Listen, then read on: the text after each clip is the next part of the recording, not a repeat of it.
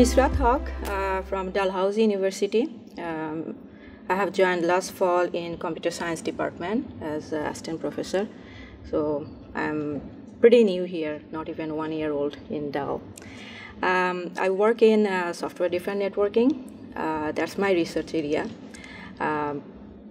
Security is not my main research area, but I have a couple of colleagues who are like really good at security, and they inspired me to prepare this talk where I can bring the strength and weakness of SDN-based design in the context of security, network security. So what I'm gonna do today is I will introduce you software-defined networking architecture, and in that architecture I will introduce you different layers and different interfaces. I'll talk about those.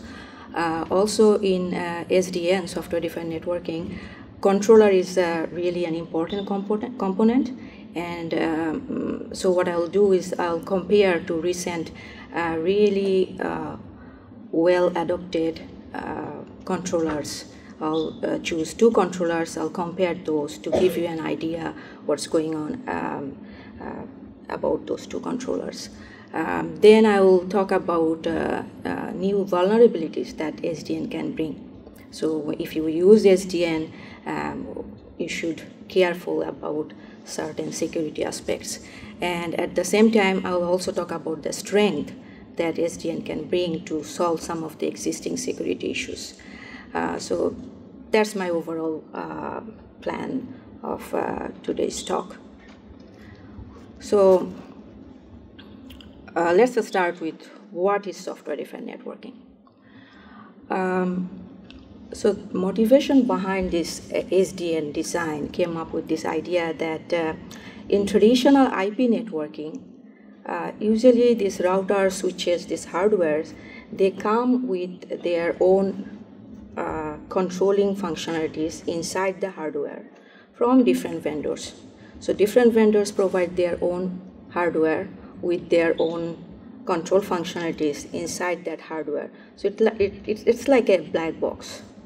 And these network operators, they need to know all different hardware types from different vendors, different functionalities to take care of this network consisting of multiple hardwares from multiple vendors, right?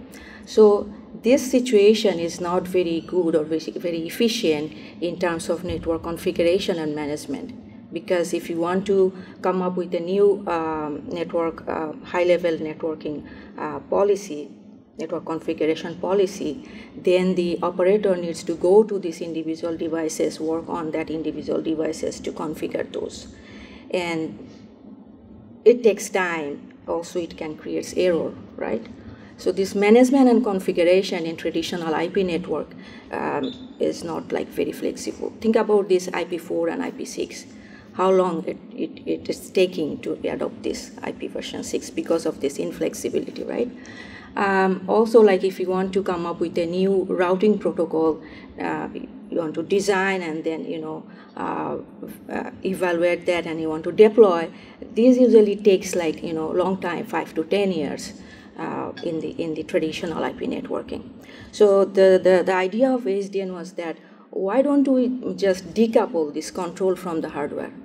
Just make this black box open. Take out this intelligence from this hardware, put it somewhere, make that hardware simple forwarding device, a white box. Whatever you want to do, you can do in that box, because the control will be somewhere else. So control, you have the control, all the networking hardware and devices, they are now just simple forwarding device. You can configure them the way you want.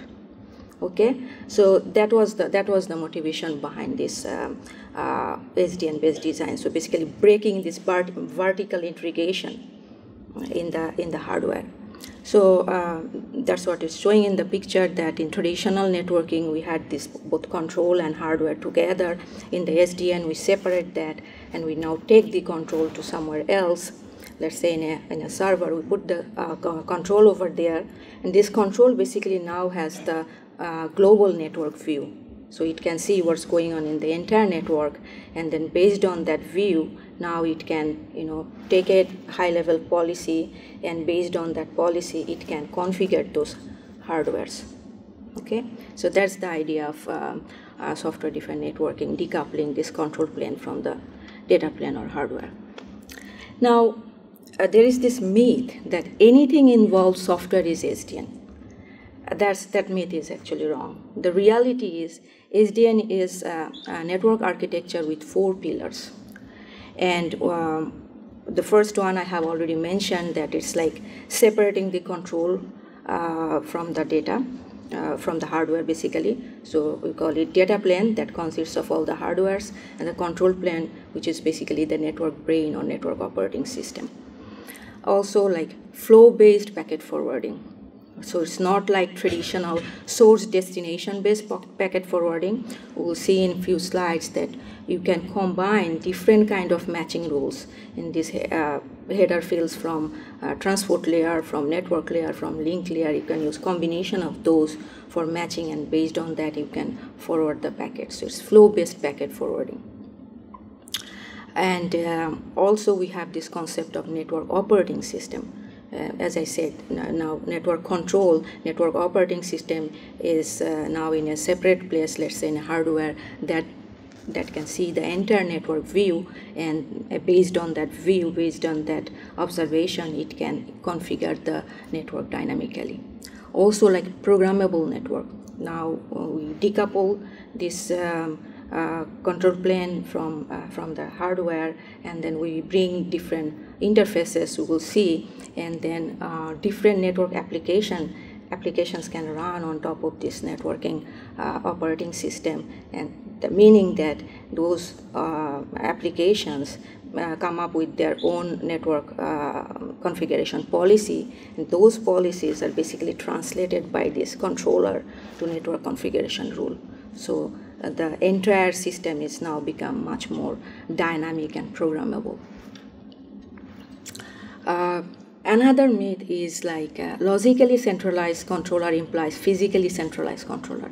That again is not true, because the idea is that, okay, you have logical view of the network, but in reality the controller can be a collection of, like, let's say cluster of servers, or it could be a distributed set of servers taking a different portion of your network. But together they form a global network view. That's the main idea over there. And because of that global network view and network programmability, the advantage that we get is, like, as I have mentioned, like programmable control, easy to update network policies. Now if you want to come up with a new network policy, as I said, just give that high-level policy to your controller. Controller is the one that translates those high-level policy to network configuration rules, and then program the hardware or the data plane devices accordingly. So they will then work. They will then, you can configure them as a router, as a load balancer, as a firewall, the way you want. Dynamic adaptation with network state change, because as I said, there's a global network view, so if there is any change going on in the network, the controller actually collect the network state information, and based on that information, like, okay, I see a congestion over there, so I need to update my route. Maybe I should avoid that route and go another way. In fact, Google before is a SDN-based project that did that kind of traffic engineering to make their private data center much more cost-effective and efficient. So they used this SDN-based design for their private data center, where basically they have done this traffic engineering to monitor the basically congestion, and based on that observation, they dynamically reroute traffic. Also, like, another advantage is enable designing sophisticated network functions, services, and applications. As I said, your application can come on top of the controller, come up with its own requirement, and you can configure the network accordingly. So this is SDN architecture. This is how it looks like. So we have 3 layers, and then these layers communicate through 2 types of interfaces. So the top layer is the application layer, which basically comes with all the network policies. And then middle layer is the control layer that translates that policy to network configuration rules. And then in the bottom layer is like the infrastructure layer, which, as I said, like now these hardware devices, they are like software enabled device. They could be software enabled switch, or they could be software switch, they could be traditional hardware. So that's the infrastructure layer or data plane. The data plane and the control plane or control layer, they communicate through this southbound API. Okay, whereas this control layer and the application layer, they communicate through northbound API. I'll talk about those, but as you can see from this layered architecture, that control layer is very important. Controller is you can say it's a cornerstone in SDN-based design. So we'll look at two distributed controllers more closely. So what is data plane? So data plane is the one that hosts physical or virtual switches, routers, access points, basically the hardware. I have already mentioned that control is removed, like the control functionality, for example, this routing protocol, that is now removed from this hardware and moved to this controller. And open network interface, like the OpenFlow. OpenFlow is the standard southbound API.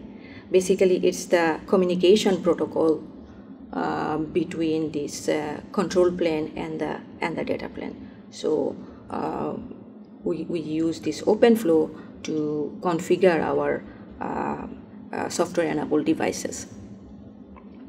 And this data plane element, this software-enabled devices, each of those, usually they have a set of floatables, and the floatables usually have these three components: matching rule, actions, and statistics. So just take a look. This is a software-enabled OpenFlow switch. Basically, this OpenFlow architecture has three components: the controller, who basically controls those devices, the software-enabled switch, and they usually communicate with each other through usually we use like TLS for communication purposes. Inside that switch, usually we have a set of floatable.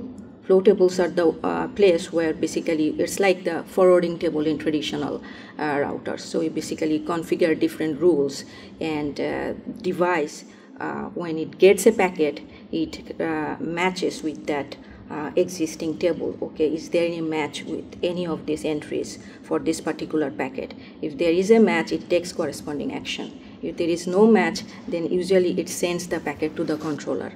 Hey, this is the first time I have seen this packet. I'm not sure what to do. Can you take care of this packet? So then controller can, based on that packet, based on the source destination, can decide what should be the corresponding forwarding policy, and then can configure the device accordingly. So this is how it usually works.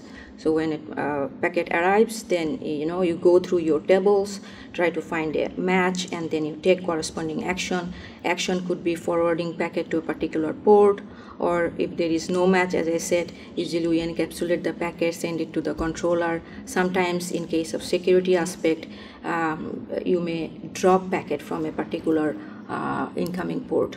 Okay, and then also you can send it to normal processing pipeline.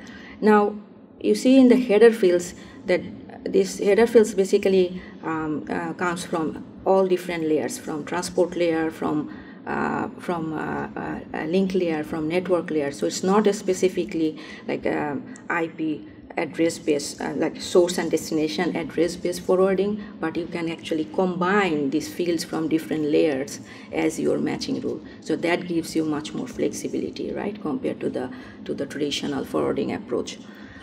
Also, there is something called a statistics. So basically, the switch collects how many, for example, how many packets so far it has sent from this particular source. So that kind of a statistics it gathers, and time to time it shares that statistics with the controller.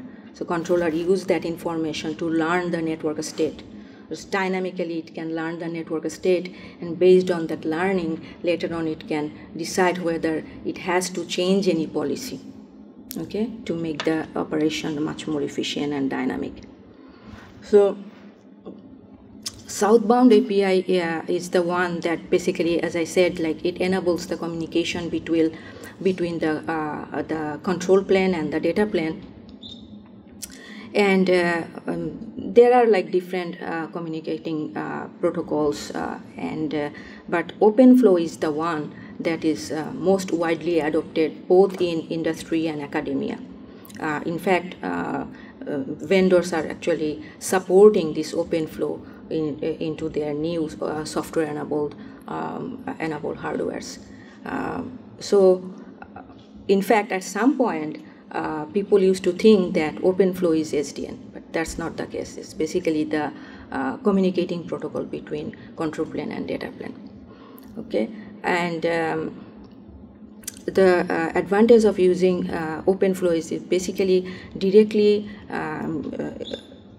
install the forwarding rules in the TCAM or high-speed memory of the devices, instead of like talking to the local operating system, which is the case for other protocols, other communicating protocols. So usually this OpenFlow protocol, it gives like a different kind of information to the controller. So for example, state change information, different kind of statistics, packet in message. So as I said, like when a device first receives a packet and it doesn't have any corresponding rule in its flow table, it can use packet in message to send that packet to the controller, and controller can then gets back to the device with the corresponding rule. So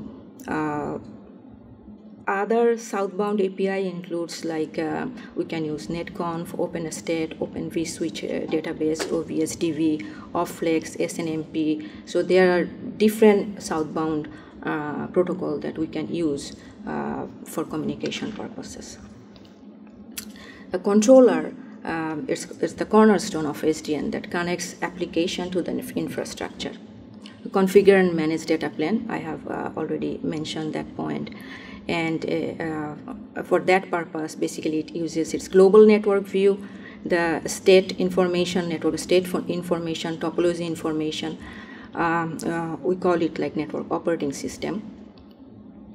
And some of the core functionalities of controller could be like the maintaining or observing the topology, network state information, device management, security mechanism that can be done by the controller.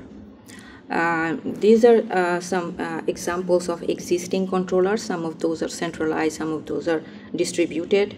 Some came from academia, some from industry, based on different languages like C++, Python, Java. So far, these are the languages they are used. Some are like multi-threaded for the efficiency purposes, centralized, distributed.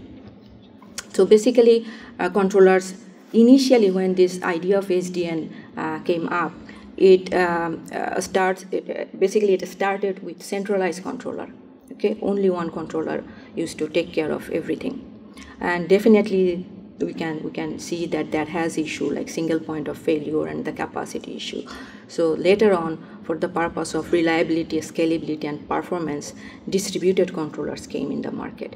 So in case of centralized controllers, some of the initial one was like Nox, and then Nox MT is the multi-threaded version of Nox. There was Beacon, Maestro, Floodlight.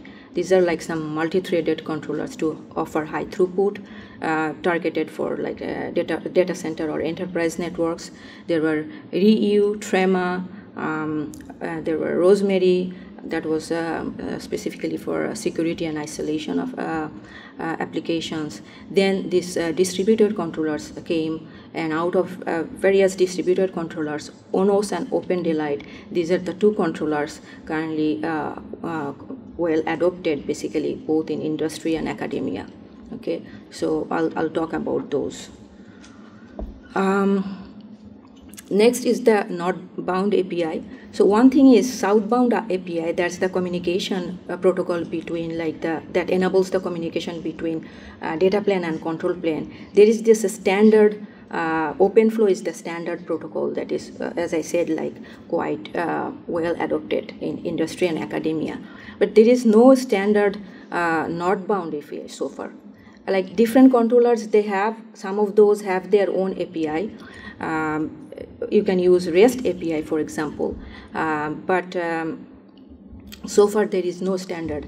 And the reason is because these different applications have different requirements. So it's really very difficult to come up with a single standard API that actually can take care of all the application's requirement. But still, actually, researchers are working along that way, whether they can come up with something standard. Okay. Now, the final component of this SDN architecture is the application layer, and this is the one where all the high-level policies and network behaviors can be defined.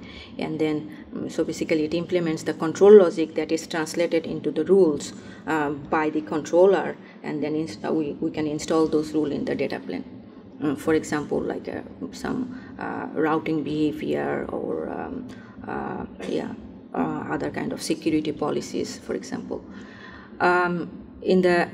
Usually in the applications layer, we classify all the SDN applications into 5 categories, like traffic engineering, the example that I have mentioned, like Google before, mobility and wireless, that can be another application, measurement and monitoring, which is actually useful for any application, like for security, for the performance of your network.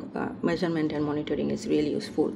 Data center, that was the first actually motivation to come up with this SDN-based design, like application in the data center domain.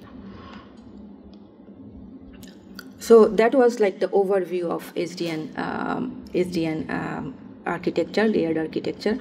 And as I said, that this controller is like the cornerstone in SDN-based architecture.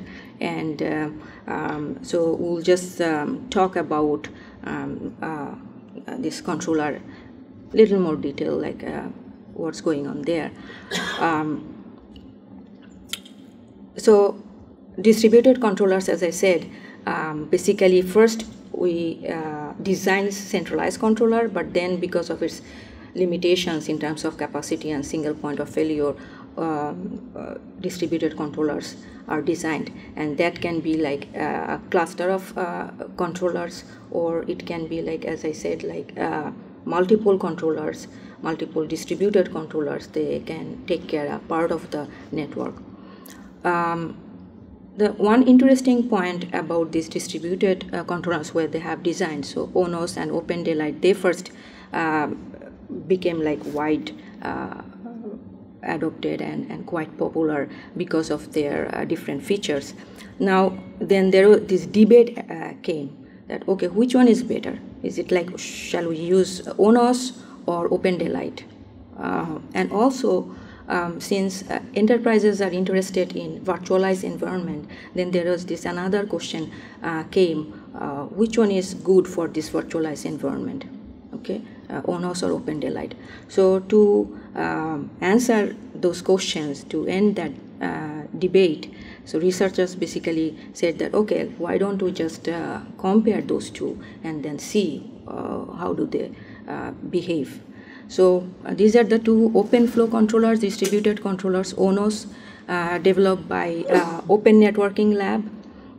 The version that is compared in this work that I'm going to present is like the GoldenEye version. It is a Java-based multi-threaded distributed controller, basically designed for service provider networks. ODL, on the other hand, developed by Linux Foundation, The version that is used is Beryllium. Again, the same like Java-based multi-threaded distributed controller, designed mainly for data center networks. So the comparison that is done is basically they have considered both the physical environment with or without hyper-threading, and another one is like in the virtualized environment. So in the physical environment and in the virtual environment, they have compared with or without.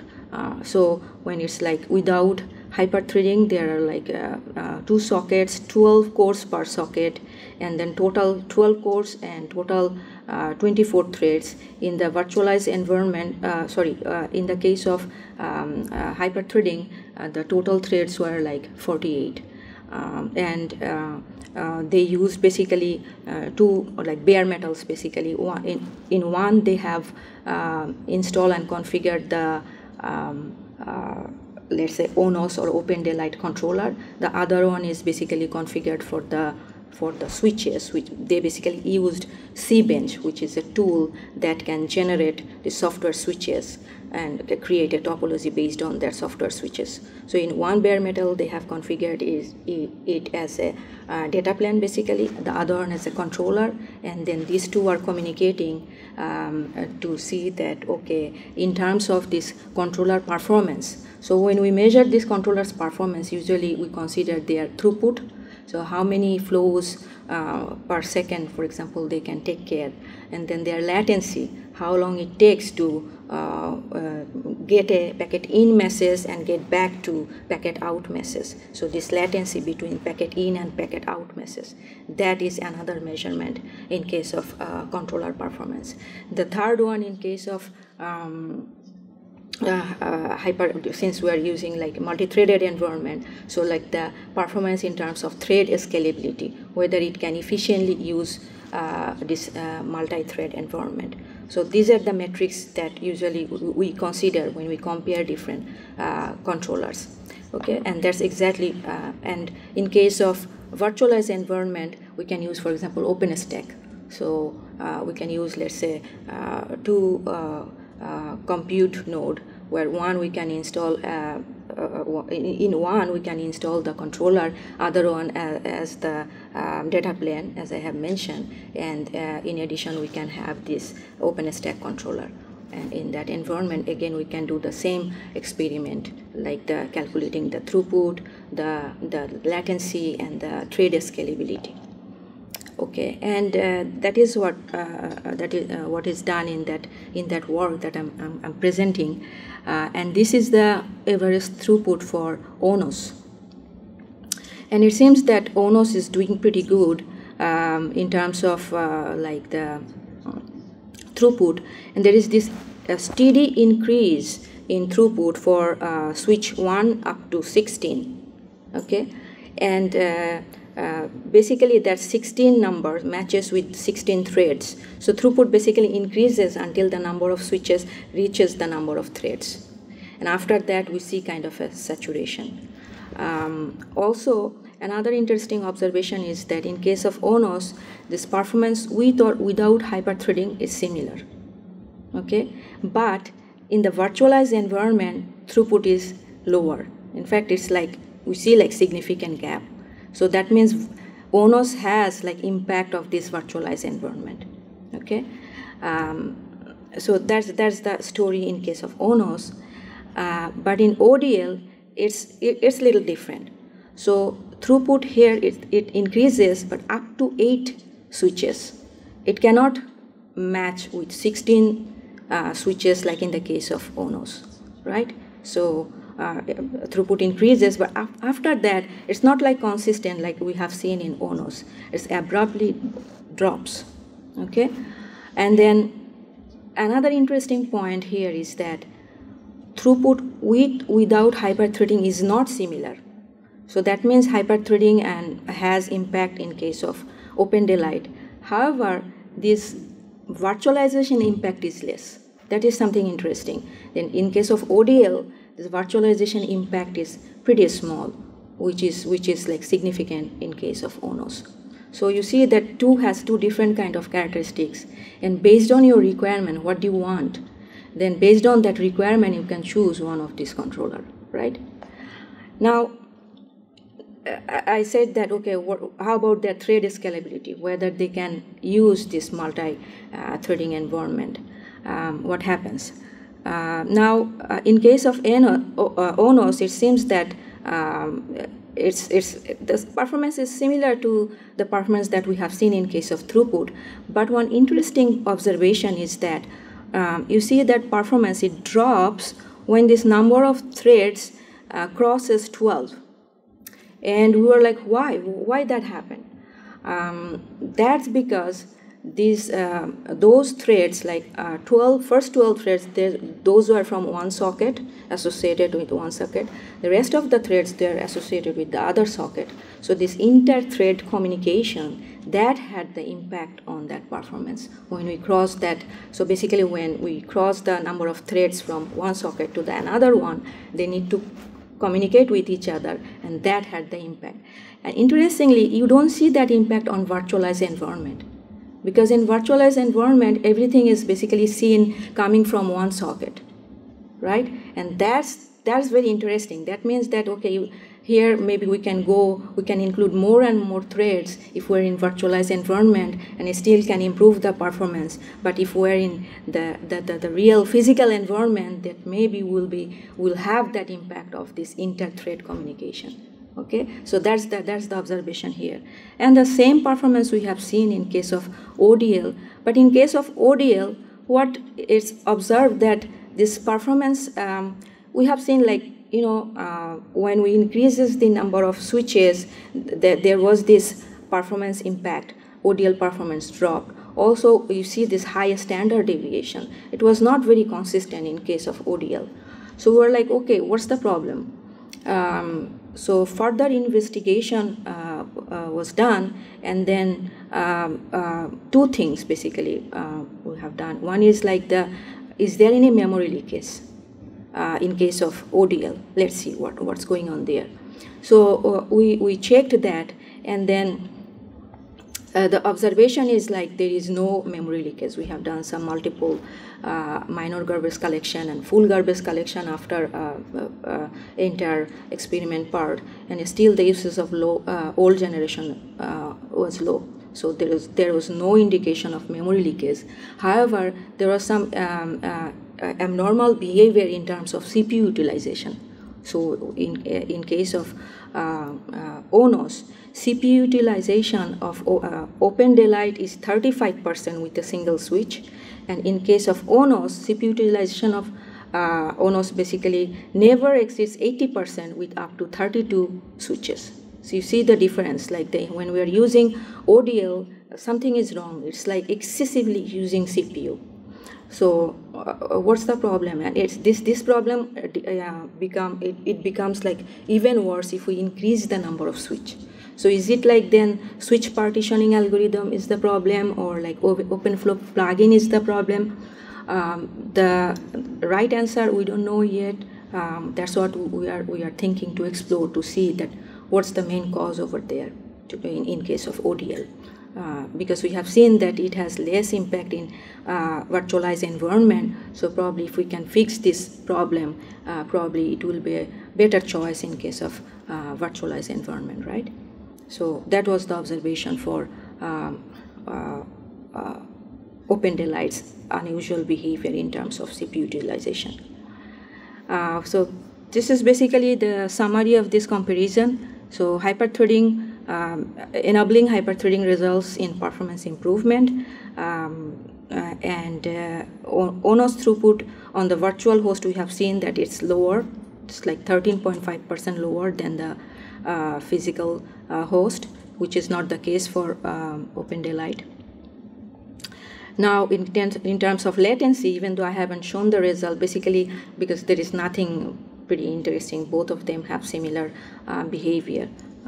But the interesting point is like the flow setup latency on the virtual host is 2 times higher than the physical host.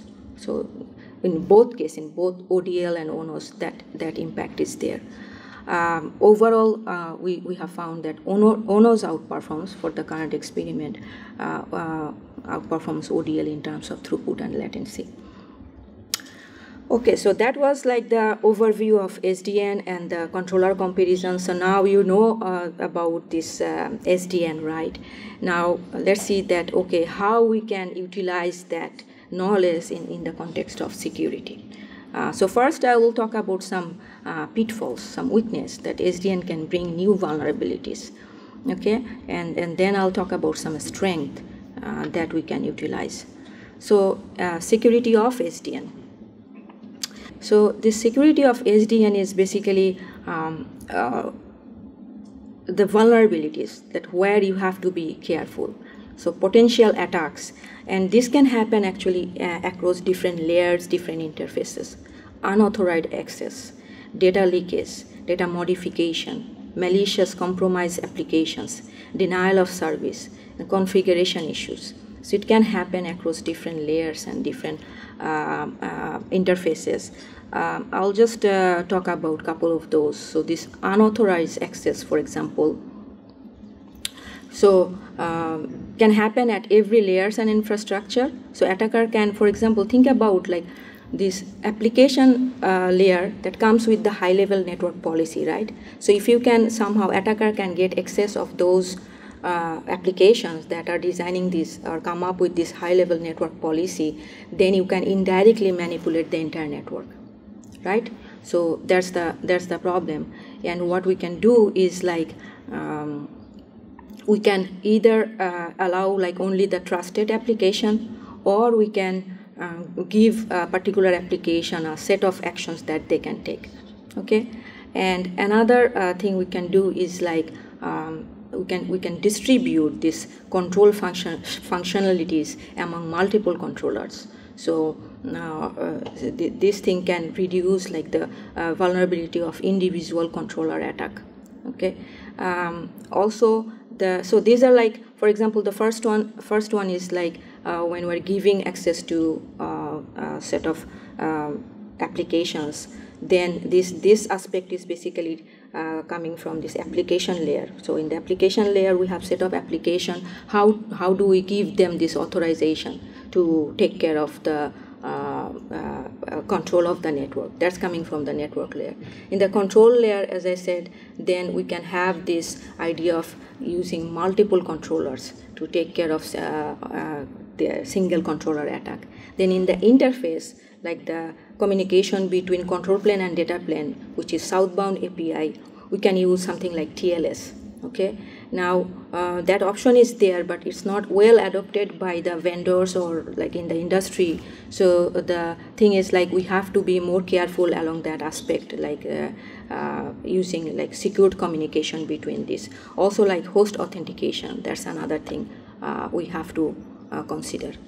Now, denial of service attack. So see what can happen. Since we are separating this data plane and control plane, so the attacker is something called data leakage that can happen. So you can observe the packet processing time, and based on that, you can identify what type of packet is that. So definitely the packet that is going to the controller and coming back with the decision takes more processing time than the one which has the corresponding flow entry in the flow table, right? So attacker can observe that behavior and then generate the type of packets that is basically going to the controller and generate a tons of packet, that type of packet to the controller, and then clog that controller, right? So that can happen. So for that situation, the solution, for example, as I said, there can be like multiple controllers. So if the one controller is kind of reaching to its threshold, we can steer the control. We can redirect the control to the backup controllers or other controllers. And another thing is we can limit the rates. Like when we configure the rule in the flow table, we can limit that how many flow requests a particular switch can generate. We can limit that one, and these are some kind of remedy we can take, right? And then another type of attack that can happen is because of, again, this separation is like you can generate like some false or faulty rules in the flow table, right? So you can generate some rules, bogus rules, and generate a lot of them, and can use up all the memory in that flow table. You can occupy it with this wrong or faulty rules in the so again, the thing is like multiple cautions can be taken. For example, the security aspect should be there not only in different layers but also across the layers. So as I said, like one was like this backup controller I have mentioned, one was like this rate limiting thing, but also like another thing is like when we are, for example, communicating with the controllers, then we can basically make sure that only complete TLS handshake must be like first must be done, then you can allow that request to reach the controller. So that's how probably you can avoid some kind of SYN flood. And then yeah, secure address validation is another one. So controller can stop packet from spoofed address. So basically, if it, since the controller has global network view, it can actually take care, it can monitor the entire network. If it sees anything abnormal, any suspicious behavior, then it can identify that, okay, this particular flow is not behaving very well. Then I can configure those corresponding switches to tell them that, okay, if you see the flows from this particular source, either drop them or send them to this firewall for further inspection. So you can do that sort of thing. And backup one I have already mentioned. So those are some flaws, but at the same time, SDN also brings a strength of network monitoring and control, which is basically useful to detect and protect against this security or like security attacks basically. Many different things can be done. But the main point here is the centralized control, network programmability, global network view, and the ability to analyze the traffic. That is the main strength. Okay, so for example, you can detect like first you can collect the network state information, and then you can analyze. For example, the previous presenter talked about some machine learning approaches, so you can use the different kind of machine learning approaches to analyze the data and come up whether this is like the malicious traffic or the regular traffic, and then you can come up with the corresponding action, right, that you can do. And yeah, based on that, you can use some existing IDS, IPS knowledge as well. You can also protect the DOS or DDoS attacks. Some of those I have already mentioned. This is a very recent work which is giving a very nice example. I'll just talk about the example, exactly what it's trying to do. So it's basically using SDN and some kind of flow information flow context. It's using the information flow context and software defined networking to defend against the stepping stone attack. Okay, so in this example, for example, NARS H1 is a compromised host because of using a malicious website, and then when that NARS using another host P, that is getting compromised, and then through that the target host H2 eventually when that host is using some confidential traffic, confidential file sending to that host P, that traffic is, or that file is now like in problem, in the sense that host P is now compromised host, and then the file, the confidential file, now can reach to the attacker through this vulnerability. Like it can go to that attacker as a DNS query kind of packet, and the firewall, even though there is a firewall which is protecting this individual host, but not the host P. Like it was checking H1 and H2, but not P, because it thought that P is basically